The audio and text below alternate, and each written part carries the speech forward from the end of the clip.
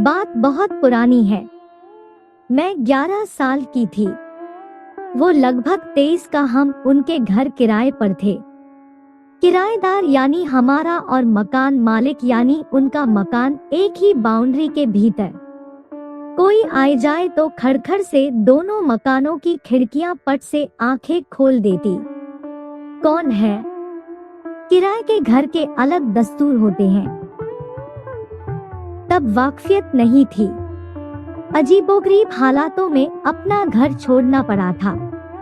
बड़ा सा घर, हरा भरा बागीचा, मॉडर्न ढंग की खिड़कियां, वहां सजा हुआ ड्राइंग रूम भी था और बाहरी मेहमानों के लिए बरामदा भी। किराए के घर में अपने घर की शिद्दत से याद आती। फिर मन लगने लगा। बच्ची थी। मकान मालिक का घर मेरा एक्सटेंडेड घर बन गया। दीदियां मिली और भैया।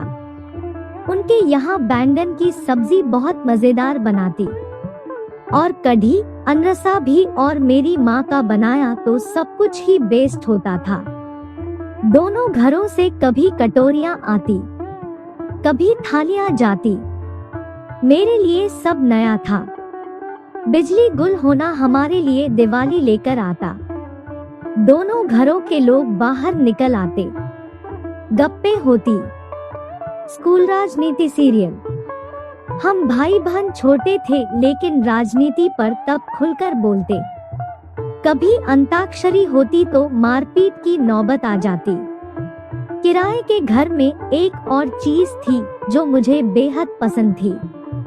हमारे घर के पीछे हरसिंगार का पेड़। मेरे रूम की खिड़की उसी पेड़ के सामने खुलती।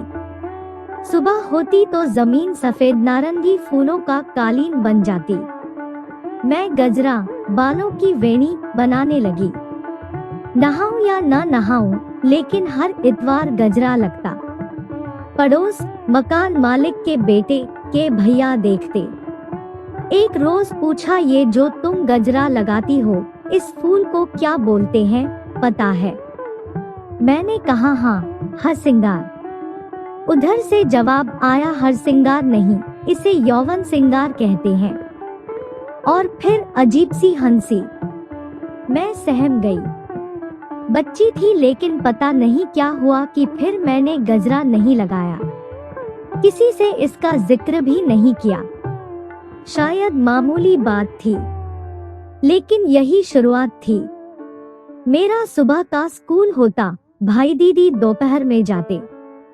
माँ भी दोपहर की शिफ्ट में थी। घर पर ताला रहता। मैं लौटती तो चाबी देने के लिए वही भैया मिलते। मैंने ताला खोलना तो सीख लिया, लेकिन गैस ऑन करना मुझे तब आता नहीं था। किचन के काम में इतनी कच्ची कि डालडा और घी में फर्क किए बिना डालडा डालकर दाल पी लेती। गैस पर खाना गर्म कर देने का प्रस्ताव आया। मैं राजी हो गई। भैया आने लगे। स्कूल से लौटती तो सिर्फ खाना गर्म कर देने के लिए। वो इतने बेचैन दिखते कि इंजीनियरिंग के बाद यही जीवन का मकसद हो, गर्म खाने के लिए। उसहा ने मेरा बचपन तितर बितर कर दिया। भैया बैठने लगे। पहले मैं और वो अलग अलग चेयर पर, फिर वो मेरी चेयर के पास फर्श पर। कि सांस मुझ तक आए। उनकी सांसें तेज रहती। अजीब लगता, लेकिन कुछ समझ नहीं आता था। वो जमाना भी आज से काफी पीछे था, लगभग आदिम युग ही मान ले। फिर एक रोज वो मेरे गालों को सहलाने लगे। मैं डर भगाने की कोशिश में हंसते हुए सिर हिलाने लगी, ऐसे कि पकड़ाई में न आऊं। उन्होंने छोड़ दिया। फिर तो ये रोज की कोशिश होने लगी, उनकी तरफ से छूने और मेरी तरफ से बचने की। इधर दोनों घरों में सब्जियों खीर का लेन देन जारी था।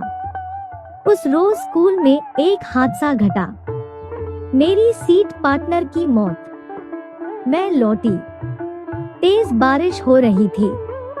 पूरा मोहल्ला अपने अपने घरों में दुबका हुआ, सिवाय उस शख्स के गेट की आवाज से वो आया। चाबी छीनते हुए ही जैसे मेरे घर का दरवाजा खोला। मैं चुपचाप थी, स्कूल में रोकर थकी हुई, डरी हुई भी। दोस्तों ने कहा था उसका भूत तेरे पास आएगा। तू उसकी सहेली थी। बारिश वाला अंधेरा भूत के डर को बढ़ा रहा था। उन भैया के आने से राहत ही हुई। मैं खाना खा रही थी कि वो अचानक सामने खड़ा हो गया। पैंट नीचे सरकी हुई, और हाथ से गिर गया। मैं चीख नहीं सकी, जमी हुई देखती रही। उसने पकड़ लिया। अरे रो क्यों रही हो? मैं तब भी जमी रही। अचानक क्या हुआ याद नहीं। उस वक्त की कोई तफसील मेरे दिमाग में है ही नहीं। अचानक मैं जोर से चीखी। चीख थी या मिमियाहट ये भी याद नहीं। इतना याद है कि वो भैया तेजी से भागे, चप्पलें हमारे बरामदे में छोड़ते हुए। शाम को उनकी बहन हमारे यहाँ चप्पलें ढूंढते आई। मैंने किसी से भी कुछ नहीं बताया, लेकिन गैस जलाना सीख लिया। बारिश में चाहे कितना अंधेरा हो, बिजली न हो, मैं दरवाजा भीतर से बंद रखने लगी। शाम के हंसी ठट्ठे में मैं फिर कभी शामिल नहीं हुई। घरवाले मेरा बदला मिजाज देखते।